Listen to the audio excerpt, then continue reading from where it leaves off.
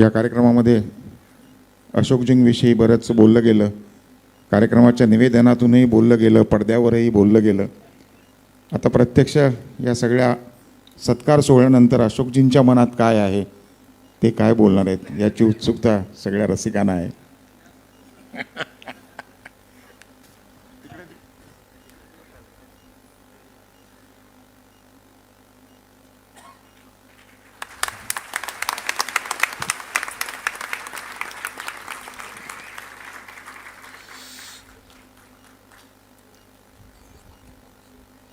नमस्कार.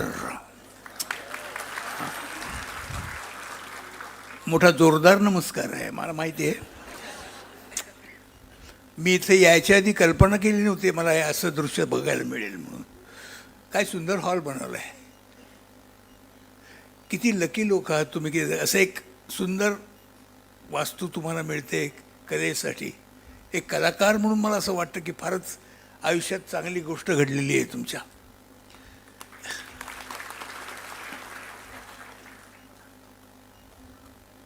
मी बरीच कामं केली,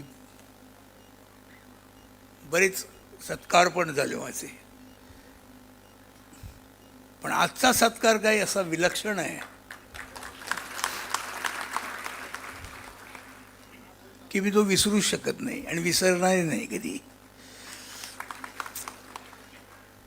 अशा थोर कलावंतांमध्ये माझा सत्कार व्हावा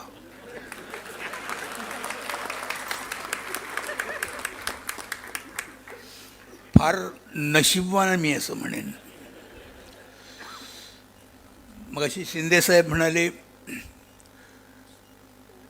त्यांनी एक माणसानं हसवलंच नाही तर रडवलं सुद्धा.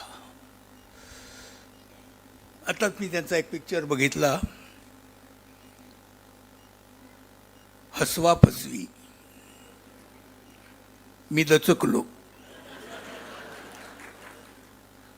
मला वाटलं तर पुढे म्हणतात त्यांनी हसवलं नाही तर फसवलं पण आहे त्यात, पण नाही, त्याने ते तिथेच सोडून दिलं आहे. बरं झालं. माझा सगळ्यात मोठा हे आहे की कुणाबरोबर संस्कार, कुणाचा बरोबर माझा सत्कार होतोय. ही थोर माणसं आहेत राजकारणातली, म्हणजे यांनी काहीतरी करून दाखवलेलं. अशा माणसामध्ये आज मी असावं, यांच्याबरोबर मी बसावं, याच्यापेक्षा दुसरं आणि काय भाग्य असू शकतं.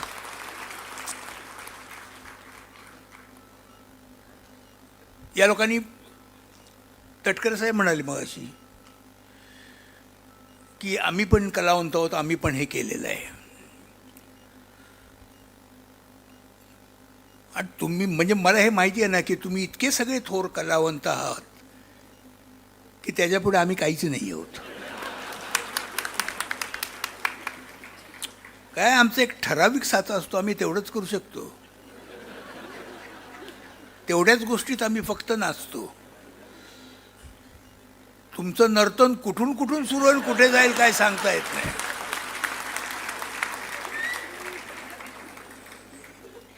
आणि मजा म्हणजे तुम्हाला स्वतःलाच कळलेलं नाही आपण कुठे नाचणार आहोत.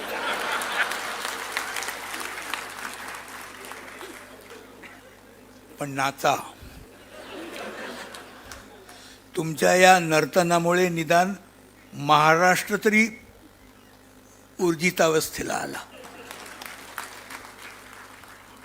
शिंदेसाहेबांना मी कित्येक वर्ष आज ओळखतोय. अगदी म्हणजे ते अगदी नवीन नवीन आले तेव्हापासून. पूर्वी ते पोलीस डिपार्टमेंटला होते असं मला वाटतं, तेव्हापासून.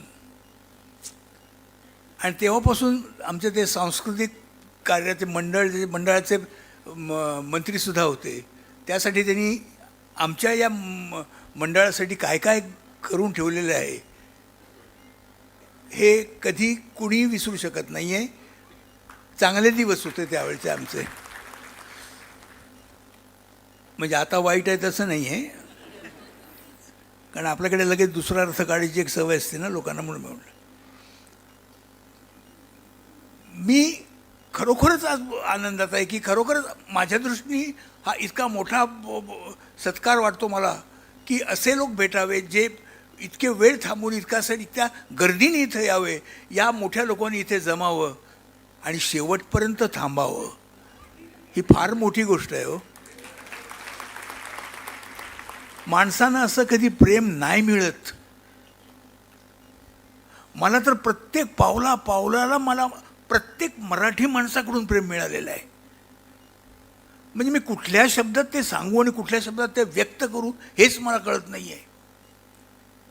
महाराष्ट्राच्या कुठल्याही कोपऱ्यामध्ये जाऊन तुम्ही फक्त माझं नाव म्हणा, ओळखलं नाही असं नाही होत. काय केवढी मोठी गोष्ट आहे होई. म्हणजे किती किती मी भाग्यवान आहे बघा. हे असं सगळ्यांच्या आयुष्यात नाही मिळत. मला मिळालं म्हणजे त्यासाठी धडपड ही करावीच लागते. खूप धडपड केली आयुष्यात. हे कसं करता येईल, ते कसं करता येईल, ह्याच्यात वेगळेपण कसं देता येईल. आता हे असं केलं, आता आपण दुसऱ्या पद्धतीने करून बघूया. हे चांगलं वाटलं लोकांना, ह्याच्यापेक्षा चांगलं कसं वाटेल, हा कायम विचार मनात ठेवल्यामुळे कदाचित मी या स्टेपला पोचलो असेल. मी असं म्हणणार नाही की हे माझं यश आहे असं मी कधीच म्हणणार नाही. माणसाचं कधी एकट्याचं यश कधीच नसतं. माणसाबरोबर जे लोक असतात, आजूबाजूला लोक असतात, जे त्यांना समजून घेतात, त्यांना माहीत असतं की हा माणूस काय करतोय, की या माणसाचं काम करण्याची याची काय पद्धत आहे आणि याची काय आतमधली ऊर्जा आहे, हे ज्यांना कळतं, अशी माणसं असली तर ती माणसं पुढे जातात. तुम्ही कायम राहिलात माझ्या मागे. मला अतिशय आनंद आहे या गोष्टीचा. आणि राजकारण हा आमचा पंथ नाही. राजकारण माहीत नाही काय आहे ते. राजकारणात मधलं काही समजत नाही. राजकारण कधी केलं नाही, म्हणजे समजतही नाही. आणि माझ्या जे कार्य आहे, माझं कार्य जे चालतं, म्हणजे आपण काय म्हणू त्याला, कार्य म्हणजे सांस्कृतिक जे कार्य आहे, याच्याही मध्ये कधी राजकारण नाही केलं मी. एक स्ट्रेट, सरळ, साध्या सरळ, एक अतीव इच्छा बाळगणारं की आपण काहीतरी लोकांना द्यायला पाहिजे, काहीतरी लोकांकडून सतत हसत ठेवलं पाहिजे, मला बघितलं तर त्यांचा चेहरा हसरा व्हायला पाहिजे, ही एक अतीव इच्छा असलेला एक मी माणूस आहे. आणि हे मी केलं, पण त्याचं उत्तर तुम्ही दिलंत, त्यामुळे मी तुम्हाला जास्ती महत्त्व देतो. मी कोणीच नाही आहे. मी कितीही काही केलं तरी तुम्ही कसं ते समजून घ्याल आणि तुम्ही कसं ते त्याची पावती द्याल मला, हे मी सांगू शकत नाही कधीच. आणि ती तुम्ही योग्य पावती दिलीत, त्यामुळे माझा असा मला अभिमान वाटतोय की या अशा माणसांच्या लोकांमध्ये मी आहे, या अशा लोकांमध्ये मी वावरतोय, या अशा लोकांमध्ये मी काहीतरी कला दाखवण्याचा प्रयत्न करतोय. चालू आहे, आता वय चाललेलं आहे पुढे, तरी ऊर्जा काय कमी होत नाही आहे. आणि ती होऊही नये. कारण काय होतंय, थकतो माणूस, नाही असं नाही, पण आपलं थकतो हे कधी स्वतःलाही जाणवून द्यायचं नसतं. अजूनही बघा, हे लोक बघा अजूनही आहेत, दिसत आहेत कुठे चेहऱ्यावरून, थकलेले नाही आहेत. ते अजूनही लढत आहेत आणि ते लढत राहिलं पाहिजे. मी आयुष्यभर तेच केलं, एवढंच केलं मी, ह्याच्यापेक्षा जास्ती काही नाही केलं. एक एम ठेवला असा की याच दिशेने आपल्याला जायचं आहे, मग बाकी इकडे तिकडे न बघता एक झापड लावलेलं असतं ना, घोडा असा लावलेला घोडा झापड असतो, तो फक्त सरळ एकाच रस्त्याने जातो. त्याच रस्त्याने मी सतत गेलो आहे. मी इकडे तिकडे बघितलंच नाही, असं झापडच होतं, काय बघितलंच नाही मी. आणि अशा वेळेला आम्हाला निवेदिताबाई सराफ भेटल्या.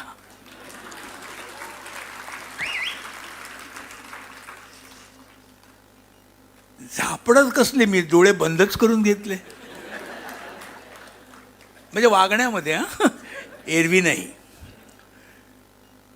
त्या आहेत म्हणून मी आहे, स्पष्ट सांगतो तुम्हाला. मला कुठल्याही बाजारभावाची पत्ता नाही कसलाच. आटा डाळ काय का किती पैशाला मिळते मला माहीत नाही आहे, तिला माहिती आहे. फक्त ती आहे म्हणून मी जेवतो. सांगतो जेवतो म्हणजे मला जेवण मिळतं असं नाही मी म्हणत आहे. जेवतो म्हणजे मला मदत एवढी होते. तिचं आयुष्यात, माझ्या आयुष्यातलं फार मोठं कार्य आहे, मी काही विसरू शकत नाही कधी. ती सतत माझ्या मागे राहिलेली, सतत माझा अर्धा भाग तिने सगळा सांभाळून घेतलेला आहे. मग त्यामुळे मला घरात काही बघावंच लागत नाही. मी एका दृष्टीने मी सरळ माझ्या दृष्टीने मी पुढे जाऊ शकलो. याबद्दल मी तिचे फार आभार मानतो आणि आयुष्यभर मानत राहीन. सगळ्यांनाच अशा बायका मिळतात असं काही नसतं ना. हसण्यासारखं नाही आहे ते. बरेच थोडेसे लोक हसले, जे हसले नाहीत त्यांना पटलं. पण मला आणि जास्ती याच्यावर काही सांगायचं नाही. मला तुमचं हे माझ्यावर असलेलं विलक्षण प्रेम इतकं आवडतं आहे, इतकं वाटतं की त्यामुळे मला मिळणारी जी ऊर्जा ही त्याच्यातूनच निर्माण होते आणि त्यामुळेच मला पुढे जाण्यासाठी सारखा म्हणजे हौस होते मला. मला काय कळत नाही आहे की मी करत राहतो.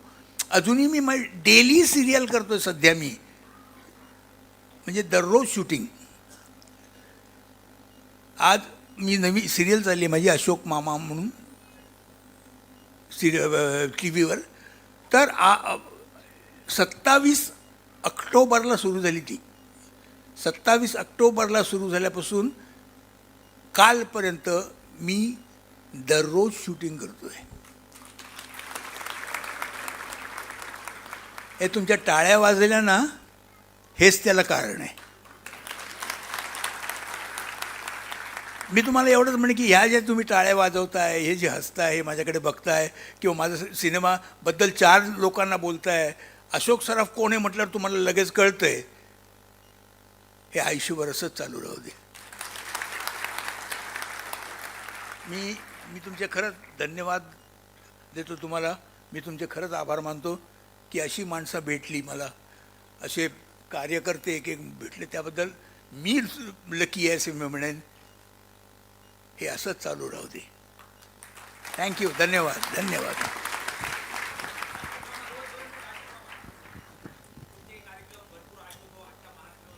लक्षात आलं आता बोलतील उत्तर देतील. ओलं कळलं रे, कळलं मला. तर तुम्हाला तुम्ही तर त्यातच मी केलेलं आहे त्याबद्दल आणि माझं लक्ष आहे त्याबद्दल. आता एक फक्त मी करू शकत नाही, तेवढं तुम्हाला करता आलं तर बघा. काय हो, इकडे आहे का ना जरा. मी सगळं मी केलेलं आहे, मी करतो आहे, माझं लक्ष आहे तिकडे, मला माहिती आहे मी केलेलं आहे, त्याबद्दल काय वादच नाही. पण एक गोष्ट मी अजून करत नाही आता. या म्हणजे तेच सांगतो तुम्हाला की अजून मी येऊ करू शकत नाही. अजून तो पाऊस आहे ना, तो नाही थांबवू शकतो मी.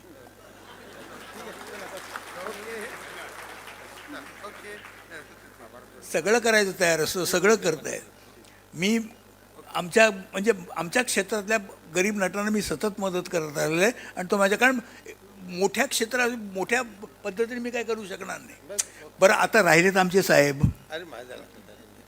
अरे असं कसं, तुमच्याबद्दल बोललंच पाहिजे. मला कल्पना नव्हतं हे असं करतील म्हणून. छान, फार छान रीतीने यांनी केलं. मला अतिशय आनंद झाला तुमच्याबद्दल आणि तुमच्याबद्दल मला आता आदर पण वाटायला लागला आहे. Thank you very much. थँक्यू. सर्वांचं एका शब्दात आभार. कार्यक्रम कंटिन्यू राहणार आहेत, मामा पण थांबणार आहेत थोडेसे आणि नेते मंडळीला थोडीशी घाई असल्यामुळं तटकरे साहेब, नाईक साहेब, शिंदे साहेब, रामचेट ठाकूर साहेब शेठ बसतील, जरा कार्यक्रम ऐकतील, शेठना इंटरेस्ट आहे. तर बाकी मंडळी खाली समोर बसून कार्यक्रम, समोरच्या खुर्च्या जरा खाली करत लगेच कार्यक्रम सुरू होते.